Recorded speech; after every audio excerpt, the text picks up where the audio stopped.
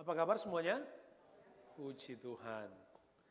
Saudara, ini adalah hari Minggu yang terakhir di tahun 2024. Sekian panjang perjalanan hidup kita di tahun 2024. Ada banyak cerita yang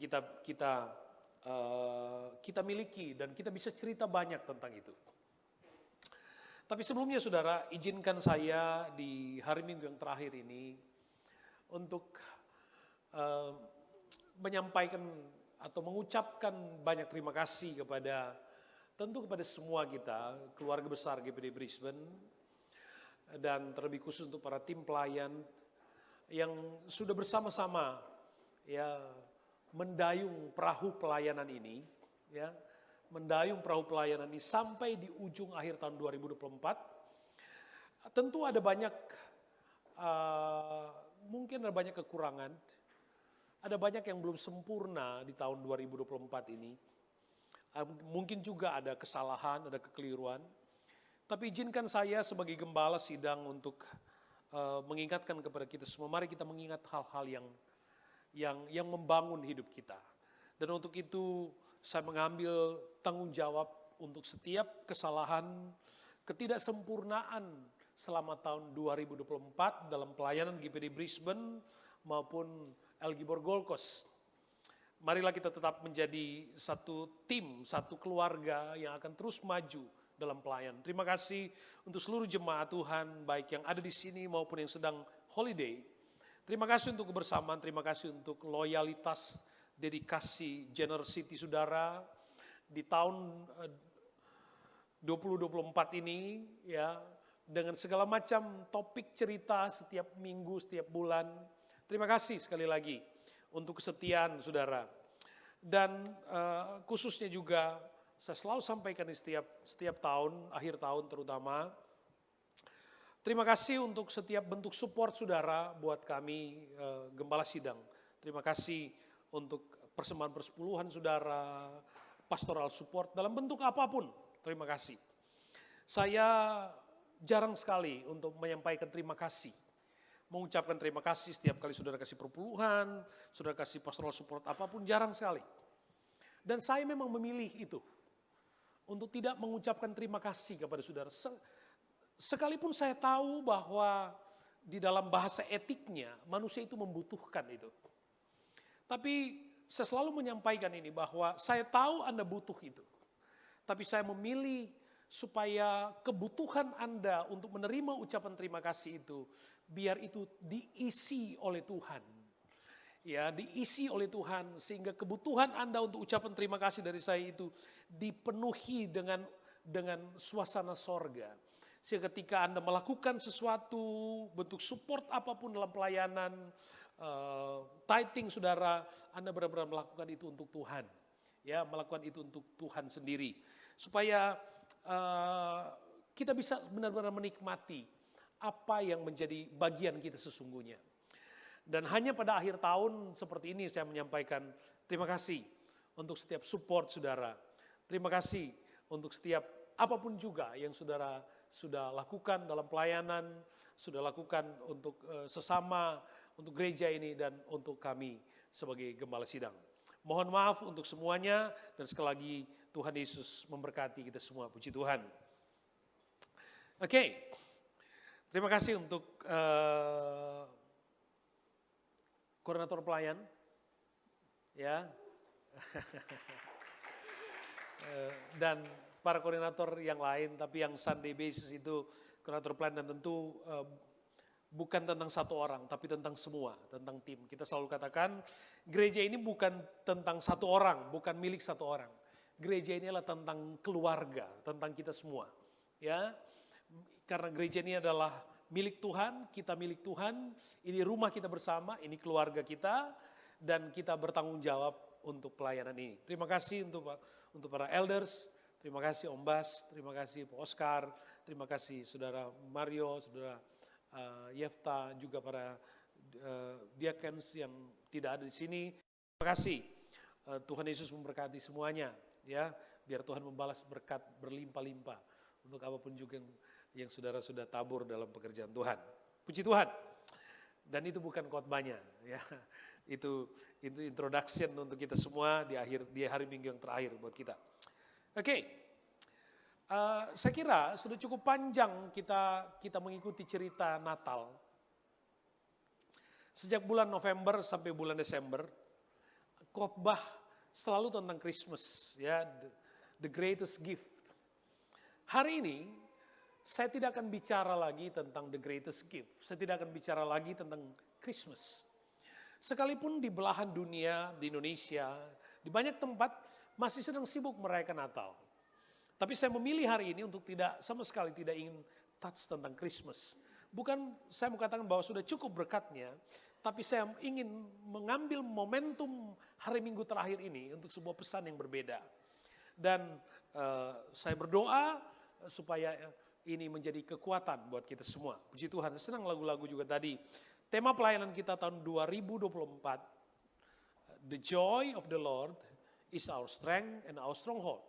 Sementara tema tahun 2025 adalah Tuhan menetapkan langkah-langkah orang yang hidupnya berkenan kepadanya.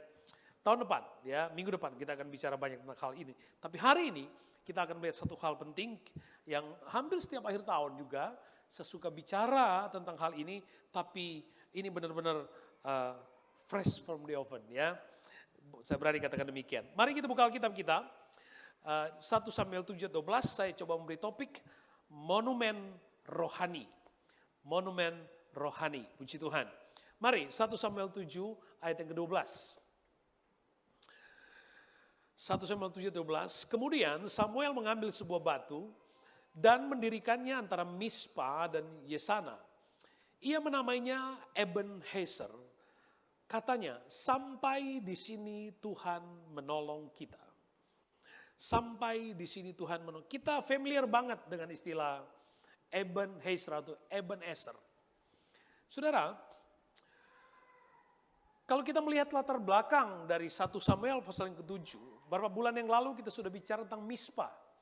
Ketika orang Israel berkumpul di Mispa dan berdoa, kemudian orang Filistin datang hendak menyerang orang Israel, ya, di Mispa.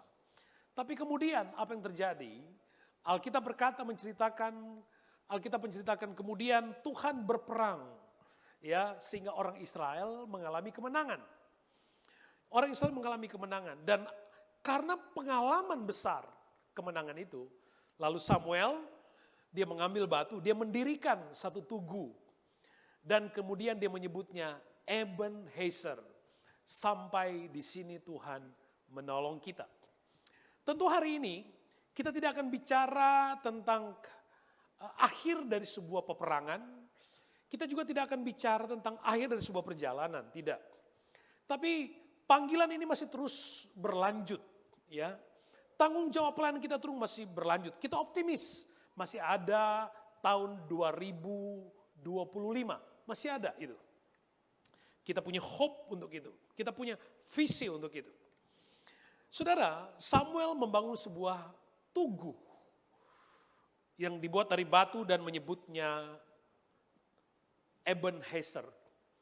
Tugu ini dalam bahasa kita menyebutnya dalam bahasa kita hari ini monumen, ya. Kita menyebutnya monumen. Di beberapa kota di Indonesia, di kota-kota di mana kekristenan itu menjadi populasi yang cukup banyak, maka ada monumen patung Yesus. Contohnya di Manado. Di Manado itu ada patung Yesus memberkati. Itu patung besar. Di Toraja itu juga ada. Di kota Dili ada. Di Rio de Janeiro juga ada. Ada beberapa tempat di dunia ini yang ada patung besar banget. Ya, monumen Yesus memberkati. Hari ini kita tidak akan bicara tentang monumen fisik. Saya tidak akan mengajak saudara minggu depan kita kumpulin batu, kita bangun monumen di depan. Ya, bukan itu pesannya. Tapi hari ini kita akan bicara tentang monumen rohani. Kita akan bicara tentang monumen rohani. Nah, Ebenezer, sampai di sini Tuhan menolong. Hari Minggu yang terakhir kita harus berani berkata, Ebenezer. Kita harus berani membangun satu monumen untuk berani berkata, terima kasih Tuhan. Tuhan sudah menolong sampai kepada minggu keberapa tadi Santi bilang? Hari Minggu yang ke-52. Iya. Kita harus berani berkata terima kasih Tuhan. Akhirnya kita akan mengakhiri tahun 2024. Akhirnya. Yang sebelumnya tahun lalu, tahun 2023, kita masih pikir gimana ya 24 ya. Seperti apa? See, finally we are here at the end of 2024. Tentu harapan yang sama, keyakinan yang sama. 2025 kita akan facing, tentu ada pengalaman berbeda. Tapi mari kita berdiri pada posisi kita hari ini untuk berani membangun sebuah monumen rohani. Kita sebut saja itu monumen ungkapan syukur kepada Tuhan. Monumen rohani ungkapan syukur kepada Tuhan. Kenapa? Apa sih pentingnya atau kenapa orang membangun monumen? Monumen didirikan atas dasar untuk mengenang atau memperingati sebuah peristiwa bersejarah, ya, atau untuk mengingat seseorang, ya, yang memiliki peran penting, ya, yang menorehkan sebuah kisah yang monumental sehingga orang bangun monumennya, ya. Seperti apa bentuknya itu relatif. Tapi itu latar belakang kenapa ada monumen. Untuk mengenang, untuk mengingat. Supaya orang bisa setiap kali lihat itu monumen, dia diingatkan kepada sesuatu yang penting. Sesuatu yang sangat historis. Sesuatu yang sangat futuristik. Kira-kira itu. Nah, Alkitab mengingatkan kita tentang, ada banyak sekali tentang bicara, bukan cuma Ebenezer, ada Eben yang lain lagi. Tapi kata Ebenezer sendiri, ya, Eben berarti stone itu arti batu, stone. Yang dalam kata kerjanya itu juga bisa berarti to help atau to support, ya, to help atau to support. Kita tidak akan banyak bicara tentang bagian, tapi kita ambil makna positifnya aja, ya. Artinya ada kata kerja, ada sesuatu yang mengingatkan kita untuk sesuatu yang harus dilakukan. Untuk sesuatu yang harus dilakukan.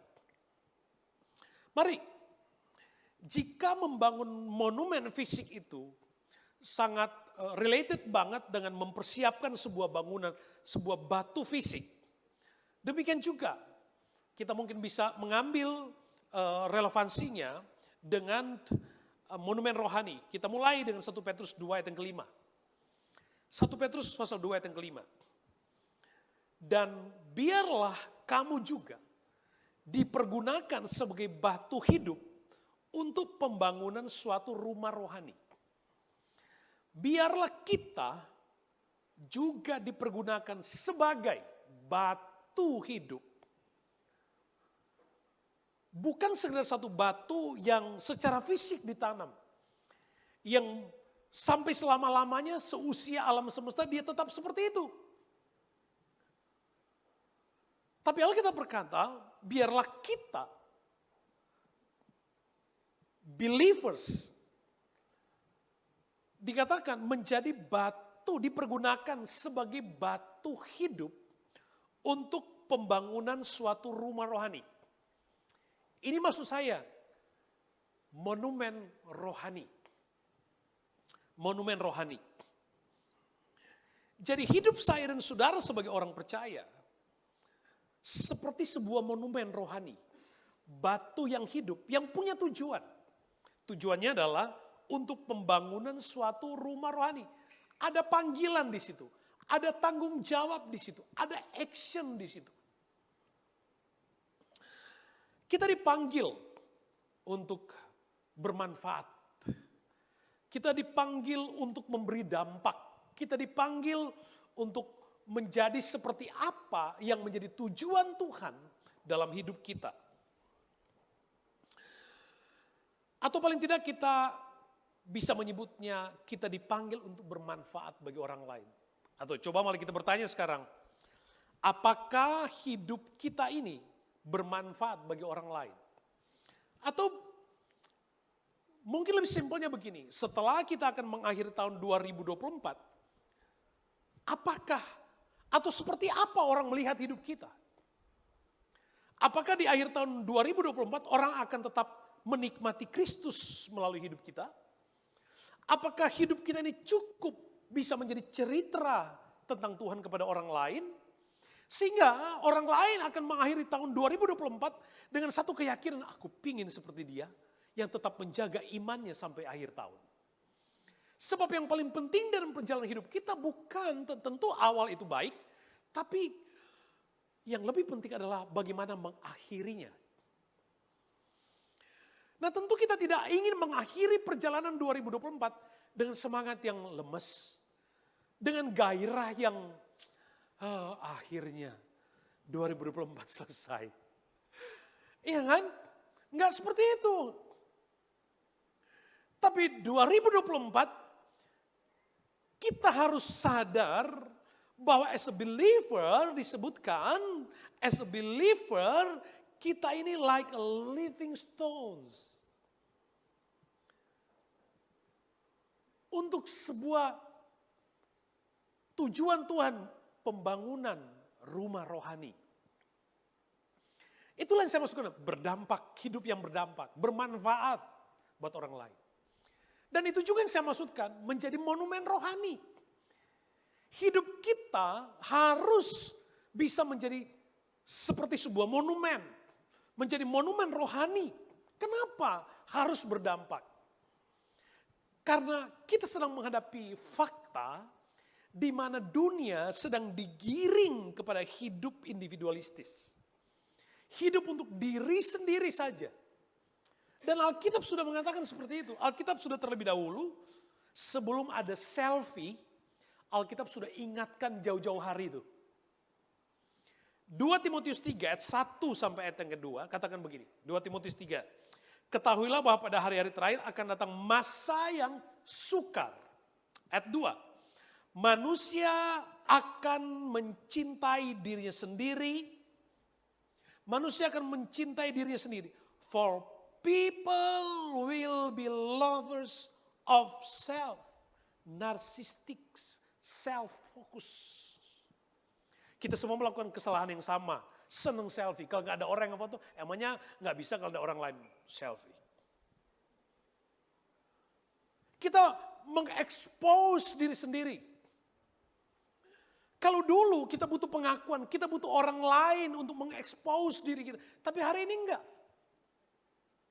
Kita tiba-tiba bisa bikin heboh dunia maya dengan melakukan keanehan sendiri, kemudian di-viralkan.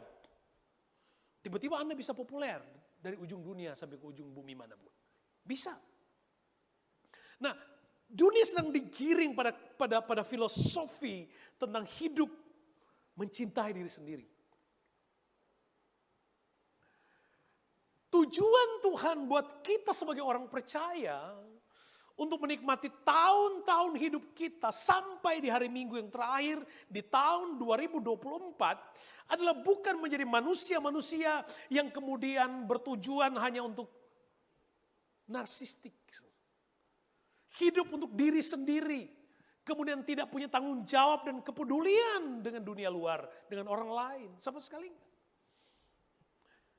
Alkitab katakan kita orang percaya adalah monumen rohani, batu hidup untuk pembangunan rumah rohani. Tujuan Tuhan jelas, kita menjadi monumen rohani. Sebab saya sudah katakan jelas sekali akhir zaman dunia, manusia akan mencintai diri sendiri. Dan bukan hanya itu, dikatakan kalimat yang terakhir di ayat yang kedua, tidak peduli dengan agama. Itu tantangan. Tantangan menghadapi tahun-tahun ke depan. Kita nggak tahu tuh generasi anak-anak Sunday School yang tadi itu, kalau Tuhan belum datang, mereka benar-benar hidup di dunia yang betul-betul completely berbeda dengan apa yang kita pikirkan hari ini.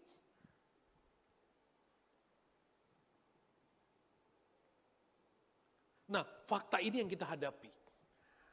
Hari ini, kita harus menjadi monumen rohani untuk mengingatkan kepada diri kita sendiri, mengingatkan kepada orang lain, dan memperingati juga tentang cerita penyertaan Tuhan sepanjang tahun 2024 sampai hari ini, sehingga orang akan berkata, wow, luar biasa kesetiaannya. Luar biasa dedikasinya. Ketika, saya hampir mau ngomong, saya takut teman-teman yang lagi holiday tersinggung. Ya. Tapi saya mau katakan, pilihan Anda untuk datang beribadah hari ini adalah sebuah tanggung jawab dari bagaimana menjadi batu hidup, monumen rohani untuk sebuah tanggung jawab. Orang kalau lihat, kalau lihat Debbie, semangatnya. Kita jadi ikut sukacita. Kalau lagi capek, burning out. Lihat Efraim, Pastor Efraim, yang lagi melayani, kita tambah semangat gitu loh. Itu makna menjadi monumen rohani. Dan saudara, kita semua adalah manusia dalam panggilan itu. 1 Korintus 15 ayat 58, katakan begini. Karena itu saudara-saudara yang kekasih, karena itu saudara-saudaraku yang kasih, berdirilah teguh dan jangan goyah.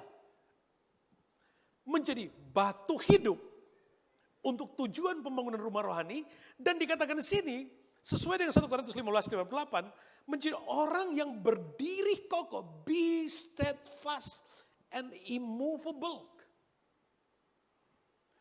Berdiri teguh seperti batu yang tertanam menjadi sebuah monumen fisik yang tidak bisa digoyah dengan apapun juga. Seperti itu juga hidup rohani kita, menjadi monumen rohani, batu yang hidup yang tidak akan dapat digoyahkan dengan apapun juga. Sampai di akhir tahun 2024 kita akan tetap berkata dengan satu kebanggaan, aku milik Kristus, aku tetap percaya Yesus, dan aku akan tetap bersyukur kepada Tuhan. Amin. Itu tanggung jawab kita. Berdiri teguh, jangan goyah. Monumen rohani disebut monumen karena dibangun atas visi supaya dia tidak mudah sekalipun diterpa dengan apa. Gak ada orang bikin monumen cuma asal tanam satu stik. Jadi monumen dan kemudian membayangkan 50 tahun kemudian itu stik masih ada di situ. Gak mungkin begitu. Orang bikin monumen,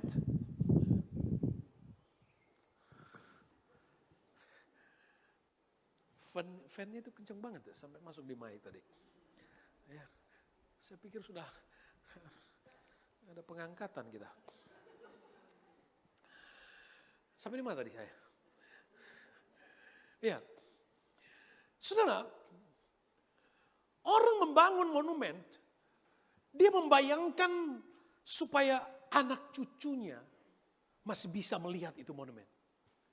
Dia membayangkan generasi berikutnya masih akan tetap membaca pesan. Sekali Yesus, tetap Yesus di monumen itu. Generasi demi generasi akan tetap menikmati pesan itu. Kita juga seperti itu. Monumen rohani juga harus punya pesan yang permanen. Generasi demi generasi, supaya setiap kali orang melihat kita, orang akan berkata, dia itu benar-benar anak Tuhan. Dia betul-betul pelayan Tuhan. Pokoknya dia nggak ada yang dapat menghalangi dia untuk dapat beribadah atau melayani Tuhan. Nggak ada. Bahkan orang sudah, ada nggak, saudara pernah nggak teman-teman pelayan yang teman-teman Anda suka panggil Anda, ini pendeta banget. Pernah nggak? Iya kan? Kenapa? Di balik dari ungkapan pendeta banget, kenapa? Karena mereka melihat aktivitas spiritualitasmu yang betul-betul gerejani banget. Nggak ada yang salah, itu monumen. Itu monumen rohani. Batu hidup yang teguh berdiri. Hari ini kita menjadi monumen. Hari ini kita menjadi monumen rohani. Dan pada monumen rohani ini kita berkata terima kasih Tuhan. Sampai di sini Tuhan menolong kami. Ebenezer. Sampai hari ini Tuhan menolong. Dan kita punya keyakinan. Dia Allah Immanuel. Artinya kita nggak cuma berhenti hari ini. Akhir dari sebuah peperangan. Perjalanan tahun. Tapi kita masih tetap ada pada sebuah panggilan. Kita menjadi monumen rohani untuk Immanuel. Monumen rohani untuk tahun-tahun ke depan dalam pengalaman yang minimal. Sama dengan 2024, minimal, itu minimal ya. Supaya nggak ada tahun 2025, tiba-tiba ada pelayan yang bersaksi begini. Saudara, nggak tahu lah kenapa 2024 yang lalu, saya rajin sekali. Setia banget, tapi 2025 ini saya benar-benar males. Nah, masalah tuh. Berarti monumennya rapuh, goyah. 2025 harus menjadi tahun yang berbeda. Kita harus menjadi monumen yang tetap dihargai, di value dengan nilai yang maksimal. Kita monumen. Nah, batu hidup yang berdiri teguh, jangan goyah, to support tadi, to help and support. Makna dari Eben Stones tadi. Support. Artinya bermanfaat bagi orang lain. Sudahkah kita bermanfaat bagi orang lain? Saya mencatat di sini bagian yang pertama adalah bermanfaat untuk diri sendiri. Ini berbeda dengan poin awal saya. Fakta tentang manusia akan mencintai diri sendiri, berbeda. Ya. Ini adalah poin tentang bermanfaat untuk diri sendiri, artinya kita harus menjadi batu hidup, di mana batu hidup itu benar-benar hidup karena Kristus. 1 Korintus 3 ayat 23 katakan begini. Kamu adalah milik Kristus. Loh iya. Kita ini harus sadar, kita ini milik Tuhan. Iya benar, kita pelayan, kita hamba Allah. Tapi kita ini privilege, kita milik Tuhan. Harta kesayangan Allah. Milik Tuhan, dan Tuhan adalah milik kita. Dan karena status itu, maka kita juga harus punya tanggung jawab untuk hidup sebagai milik Allah, anak Tuhan. Saya ini siapa? Identitas kita ini apa? Efesus pasal 2 ayat 22 dikatakan begini. Di dalam Dia kamu juga turut dibangunkan menjadi tempat kediaman Allah. Itu maksud saya. Bermanfaat untuk diri sendiri artinya kita harus punya tanggung jawab untuk membangun diri kita sendiri. Membangun diri kita menjadi tempat kediaman Allah. Alkitab katakan, tidak tahukah kamu bahwa tubuhmu adalah bait Allah, di mana roh Allah berdiam di dalam kamu. Kita bertanggung jawab membangun hidup kita. Sebab setiap orang percaya bertanggung jawab terhadap pertumbuhan imannya. Setiap orang percaya bertanggung jawab terhadap pertumbuhan imannya. Jangan pernah menggantungkan pertumbuhan iman saudara kepada orang lain. Apalagi protes. Saya malas ke gereja itu. Saya nggak bertumbuh. Loh. Prinsipnya saudara, kalau disiram, dia pasti bertumbuh. Coba perhatikan.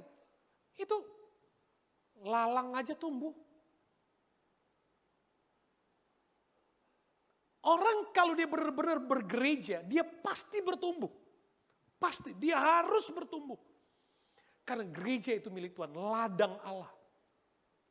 Yang diairi oleh Roh Kudus, oleh firman, dia harus bertumbuh.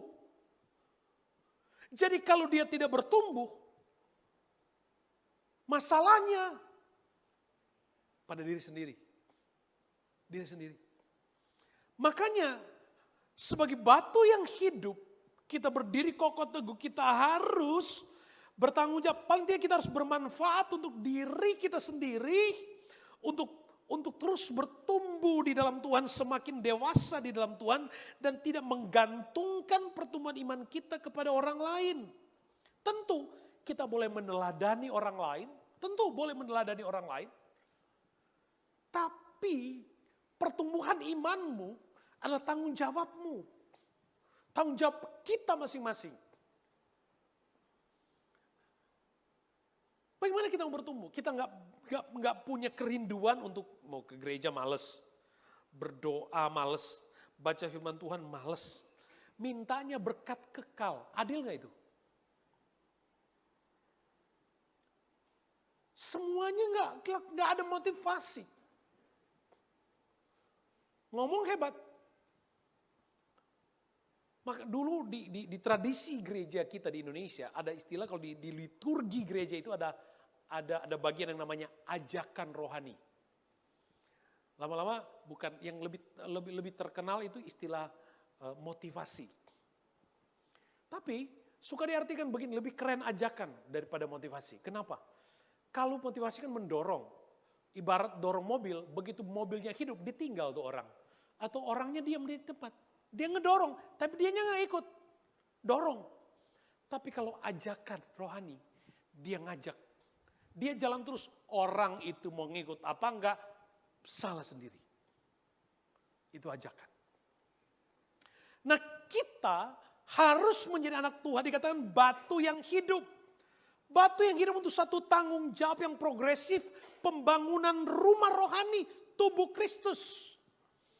Dan hidup itu disebut hidup karena kita harus punya kemauan, tanggung jawab untuk hidup. Yudas pasal 1 ayat 20 dikatakan, akan tetapi kamu saudara-saudara yang kekasih, bangunlah dirimu sendiri di atas dasar imanmu yang paling suci dan berdoa dalam Roh Kudus. Bangunlah. Makanya kan saya suka bilang, pokoknya Anda doa aja, Anda ibadah, Anda maju terus. Anda maju terus. Kalau ada orang yang nggak mau, terserah dia. Kalau Anda mau ikut yang bertumbuh. Di dunia sekuler aja, ada rahasia kunci suksesnya apa? Environment-nya adalah bergaul dengan orang-orang sukses. Supaya ketularan katanya suksesnya. Ya, dalam pertumbuhan iman, kita juga harus meneladani. Bertumbuh dengan orang-orang yang mau bertumbuh. Saya tidak katakan kita mengeksklusifkan diri kita, kemudian kita menjauhi yang lain, bukan. Ingat pesan saya tadi. Ajakan rohani. Kita akan datang pada tanggung jawab berikutnya. Jadi yang pertama, batu hidup yang berdiri kokoh, yang pertama adalah bermanfaat untuk diri sendiri. Harus mau membangun diri sendiri. Ya, jangan cuma suka hebatnya menyalahkan orang lain. Ada di sini? Suka menyalahkan orang lain? Sudah hidup ini udah jalan aja. Ingat saudara, kita banyak sekali cerita tahun 2024. Kalau mau bersaksi satu-satu, pasti punya cerita. Tapi saya mau bilang begini. Pasti tahun 2024 ada pengalaman yang menyakitkan, mengecewakan, membuat kita marah, kepahitan. Ada aja pengalaman-pengalaman yang kita nggak suka, pasti ada. Tapi saya mau katakan begini, tinggalin itu. Tinggalin itu. Hari ini kita berkata, Ebenezer, sampai di sini Tuhan menolong kita. Apapun pengalaman yang menyakiti, melukai, membuat kita menangis dan sebagainya, itu pun tidak pernah dan tidak akan menghentikan kita sampai hari ini untuk tetap berkata, terima kasih Tuhan, sampai di sini Tuhan sudah menolong kita. Seharusnya kita harus nyanyi, hitung berkat satu, hitung berkatmu satu gitu ya. Harusnya kita harus belajar menghitung, mengingat kebaikan, ingat kasihnya, ingat kebaikannya. Harusnya gitu dong. Kalau kita belajar mengingat tentang kebaikan Tuhan, yang menyakitkan, yang mengecewakan, yang pokoknya yang kita nggak suka itu, dia akan tenggelam dengan sendirinya. Haleluya. Amin. Jalan dengan Tuhan. Sudah, nggak usah. Ingat saudara, Kita udah melakukan yang baik aja, ada aja nggak suka. Apalagi pada waktu kita sedikit berbuat salah. Udah pasti ada nggak suka kan? Jadi yang paling bagus jalan serta Yesus. Nanti minggu depan kita ngomong tentang jalan-jalan dengan Yesus. Efesus 2 ayat 29. Efesus 2 ayat 29. Nah, bagian yang kedua kita akan lihat adalah bermanfaat bagi komunitas gerejamu. Ini penting, bermanfaat bagi komunitas gerejamu. Yang kedua, demikianlah kamu bukan lagi orang-orang asing dan pendatang, melainkan kawan sewarga dari orang-orang kudus dan anggota-anggota keluarga Allah. Kita ini adalah anggota keluarga Allah. Amin. Halo? Kita ini semua adalah anggota keluarga Allah. Ya. Secara emosional, saya suka katakan, secara emosional kita sudah lebih punya hubungan lebih dekat dibandingkan saya dengan keluarga saya di Indonesia. Karena intensitas perjumpaan kita lebih sering dibandingkan dengan perjumpaan fisik dengan saudara kita di Indonesia. Jadi punya alasan kalau Alkitab katakan kita ini keluarga Allah. Kita tidak dipersatukan dalam ikatan pertalian darah, tapi kita disatukan dalam ikatan kasih Kristus. Kita disebut sebagai keluarga Allah, tubuh Kristus. Bagian yang kedua ini bermanfaat bagi komunitas gereja. Coba tanya, sudah sejauh mana saya bermanfaat buat gereja saya? Ada orang bilang, pokoknya saya mau ke gereja saya. Ke gereja saja. Pokoknya saya udah datang. Minggu aja datang, saya dengar nyanyi, puji, dengar firman, pulang. It's okay, itu tanggung jawab. Itu pilihan, itu keputusan sendiri, gak apa-apa. Tapi alangkah indahnya. Kalau tanggung jawab spiritual yang Tuhan taruh di hidupmu, yang mungkin Anda belum tahu hari ini. Tapi sebagai tubuh Kristus, kita punya bagian dan tanggung jawab. Pasti punya. Nggak mungkin tidak. Karena tubuh Kristus itu pasti ada kegunaannya. Pasti ada. Tapi kan Pak Pendeta, saya kan nggak bisa khotbah. Memang nggak semua harus khotbah. Saya juga nggak bisa nyanyi. Memang nggak semua harus nyanyi. Saya nggak bisa main musik apalagi. Iya, memang nggak semua bisa main musik. Tapi ada tanggung jawab yang Tuhan taruh hidup saudara, yang jika engkau menghidupkan itu seperti batu hidup, maka engkau pasti akan sampai kepada tujuan itu, pembangunan tubuh Kristus. Itu maksudnya. Bermanfaat bagi gerejamu, bermanfaat bagi komunitas gerejamu. Anggota-anggota keluarga Allah. Kita ini, saya dan saudara. Efesus 4 ayat 12. Untuk memperlengkapi orang-orang kudus bagi pekerjaan pelayanan, bagi pembangunan tubuh Kristus. Sampai kita semua telah mencapai kesatuan iman, pengetahuan yang benar tentang anak Allah, kedewasaan penuh, tingkat pertumbuhan yang sesuai dengan kepenuhan Kristus. Bagi pembangunan tubuh Kristus. Jadi saya dan Anda dipanggil bersama-sama dengan tanggung jawab yang privilege dari Tuhan untuk membangun tubuh Kristus. Makanya gereja ini bukan tentang satu orang, satu komunitas. Gereja ini tentang strong community. Gereja ini tentang keluarga Allah, bukan tentang satu orang. Karena tubuh Kristus, dia harus berfungsi seperti apa yang menjadi tanggung jawabnya. Enggak boleh jadi orang yang dalam pelayanan semuanya maunya dia sendiri. Berarti itu enggak sehat. Enggak sehat. Yang namanya bermanfaat, dia melakukan tanggung jawabnya dalam kapasitas fungsinya. Harus itu tanggung jawabnya, ya. Jadi kita harus bermanfaat untuk gereja kita. Amin. Loh, iya dong. Kalau bukan kita yang bangun komunitas kita, siapa lagi? Lah itu kan tanggung jawab para pelayan, itu kan tanggung jawab Om Efraim, itu kan tanggung jawab Ko Efraim, itu tanggung jawab Om Mario, tanggung jawab Ko Jos, tanggung jawab Om Jerry, tanggung jawab siapa lagi? Ko Jono, tanggung jawab Res. Oh iya, Resa masih di sana, masih pergi. Ntar lagi dia balik. Ya, masing-masing itu. Kita tetap punya tanggung jawab yang harus kita kerjakan sama-sama supaya kita benar-benar menjadi semakin dewasa sebagai tubuh Kristus, rumah rohani dengan tujuan Allah. Kita selalu berdoa begini. Setiap akhir pekan kami selalu doa begini. Tuhan, biar GPD Bris menjadi epicentrum dari sebuah revival yang baru untuk kota Brisbane. Untuk kalau menjadi epicentrum, pusat dari sebuah kegerakan baru, maka dia harus kuat. Dia harus benar-benar kuat. Seperti batu hidup yang tidak mudah digoyahkan. Supaya ketika hadirat Allah dinyatakan untuk sebuah revival yang baru, kita mampu menangkap hadirat Allah. Tidak ada cara lain untuk menjadi Allah Tuhan selain mempersiapkan diri kita dengan baik. Manfaat yang ketiga.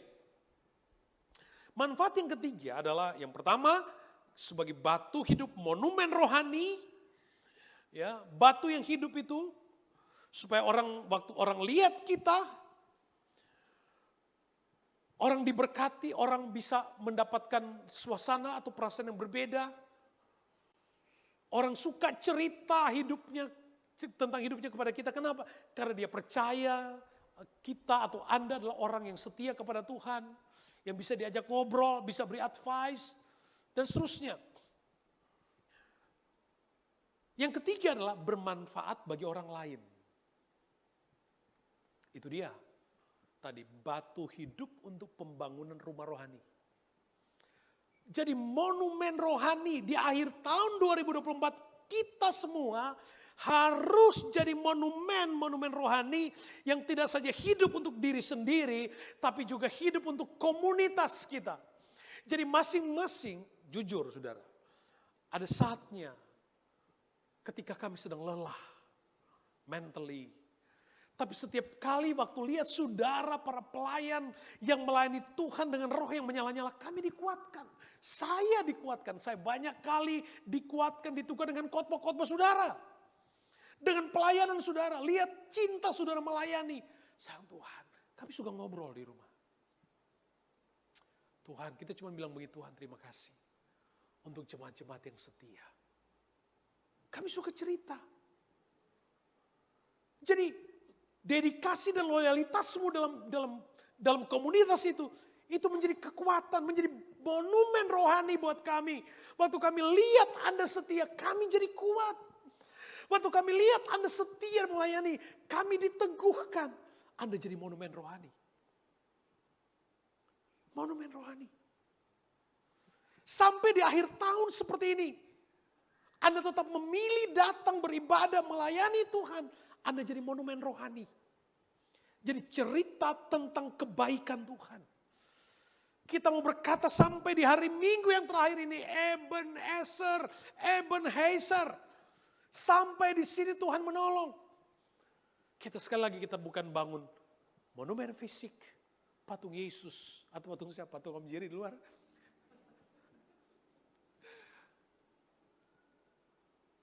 Monumen rohani. Masing-masing kita diutus Tuhan. Jadi monumen. Setiap kali ada orang yang sedang lemah, dia baru lihat senyum kita. Dia baru lihat the way kita punya aktivitas. Ada orang akan berkata, wow saya ingin seperti mereka. Saya ingin seperti dia dan seterusnya. Itu yang disebut monumen rohani. Berdampak bagi orang lain.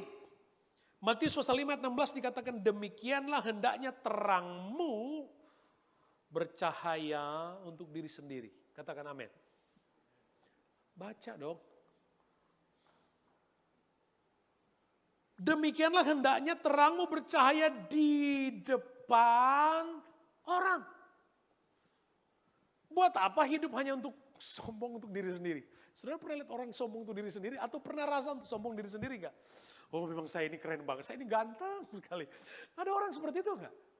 Saya ini memang jago banget deh, pokoknya saya itu paling pintar semuanya. Apa? Hidup kita gak dipanggil seperti itu.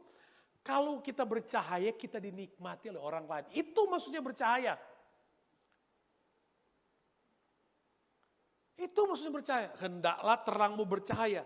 Di ayat yang ke-14 Matius pasal 5, kamu adalah terang dunia.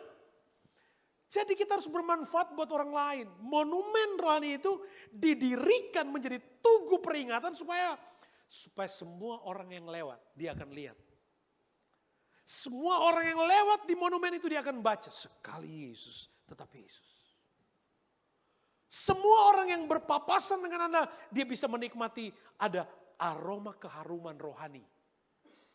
Setiap orang yang lihat, yang mampir, yang ketemu dengan saudara, bos saudara di kantor lihat saudara, dia akan bilang, beda banget kamu. Mario, ayo kita doa sama-sama. Kenapa? Karena ada terang dalam hidupnya. Dan Mario suka bersaksi, bosnya suka panggil, ayo kita doa sama-sama dulu. Hebat gak? Ada terang yang menyala. Harusnya seperti itu kita. Menjadi monumen rohani. Batu yang berdiri teguh.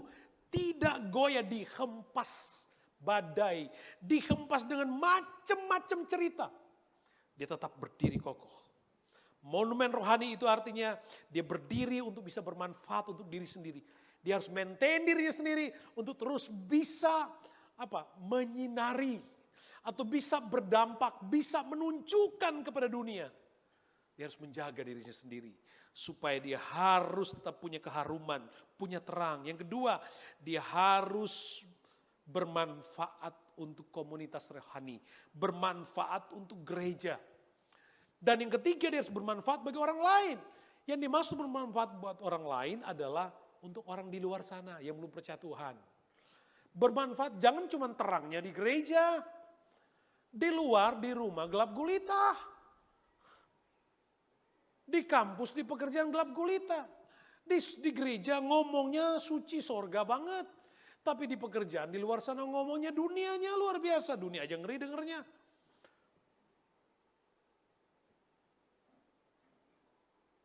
Bermanfaat bagi orang lain. Tebarkan pesona keharuman ilahi. Monumen rohani. Bisa diterjemahkan itu ya. Monumen rohani. Saudara yang kekasih dalam Tuhan.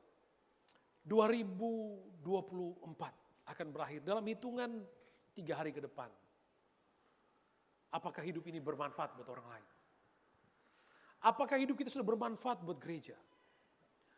Atau ada yang bilang, pokoknya saya mulai 25 saya sudah tidak mau melayani lagi. Capek saya 24, capek banget saya. Saya mau ngomong sama Om Jerry, saya mengundurkan diri. Ada yang punya rencana seperti itu?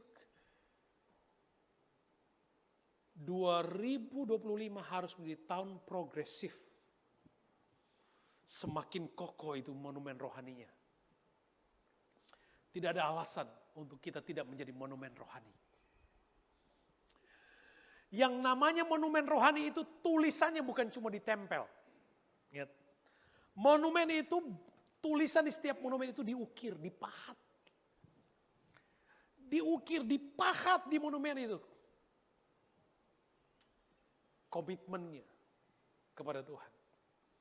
Saya akan terus mengerjakan bagian saya. Supaya monumen-monumen rohani yang ada di hadapan saya ini menjadi monumen rohani yang tetap kokoh berdiri teguh. Sekalipun harus dipahat. Supaya untuk menunjukkan bentuknya clear, tulisannya terbaca. Harus dipahat, diingatin. Hey, jangan.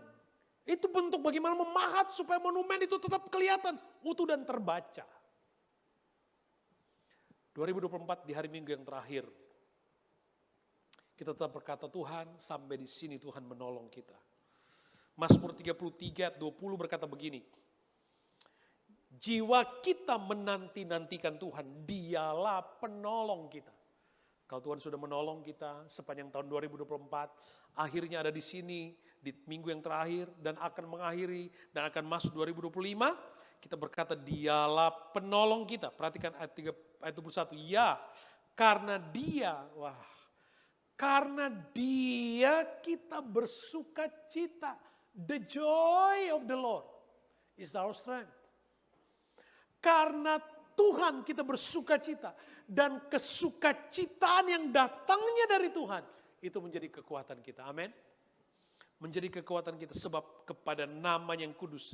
Kita percaya. Kita percaya. He is our help. Ebenezer, sampai di sini Tuhan menolong kita. Kita menjadi monumen rohani. Pastikan monumen itu tidak runtuh di tanggal 31, tapi monumen itu tetap berdiri teguh menjadi batu peringatan sepanjang tahun 2025, 2026, 2027, sampai Tuhan datang kembali, tetap menjadi menara yang menceritakan tentang Yesus. Yang setiap kali orang lihat monumen-monumen rohani, orang akan mengingat tentang Tuhan. Orang akan memuji Tuhan. Mari kita bangkit berdiri bersama. Selamat menyambut tahun baru 2025 buat kita semua. Biar kita tetap kokoh berdiri teguh sebagai orang yang percaya kepada Tuhan. Haleluya.